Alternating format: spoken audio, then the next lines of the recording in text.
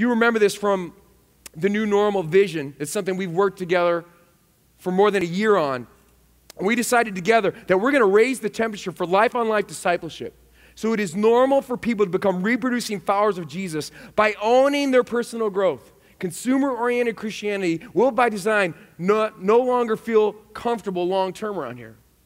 And we think through a lot of prayer and a lot of research that we have found the right resource to help us dramatically deepen the disciple-making culture here at GCC. And we're going to go on a 12-week journey this fall. It's not a silver bullet, but it's going to move us dramatically deeper into the Jesus way.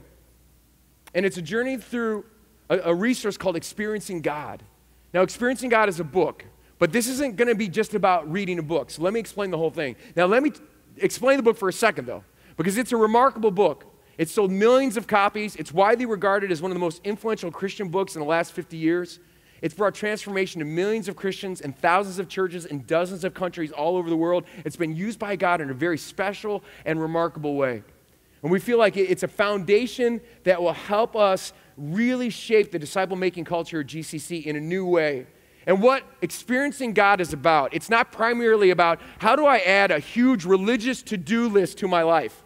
So I kind of have like a religion box in my life, and now I'm better at a bunch of religious activities. No, it's about breaking that bulkhead between sacred and secular in your life and experiencing God in the nooks and crannies of your life all day, every day. It's about moving from this end of the continuum where you're slumbering to where you're living wide awake to the presence of God, the power of God, the purposes of God. How do I discover where God is at work in my life, in my workplace, in my home, in my community, and then join God to get in the flow of His life and His love, where it's not just me trying to pull myself up, through my own moral strength, my own religious struggle, where I'm in the flow, or I'm staying connected to God and it's flowing through me.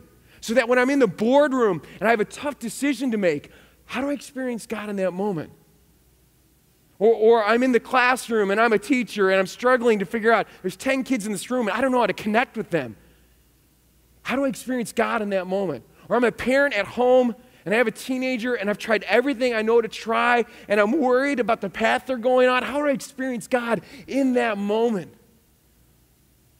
It's about doing life with God, living wide awake. And here's the truth, friends, 12 weeks from now,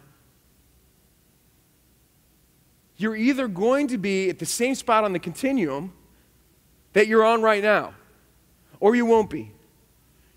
And you know what? It's not just going to automatically change. We all have to decide what will we do to move down the continuum. And we're offering Experiencing God as what we think is the best resource we can offer right here, right now.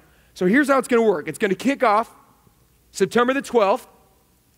And we're so committed to this. We're offering lots of different environments so that we're hoping thousands of you can find a time and a place that works for you.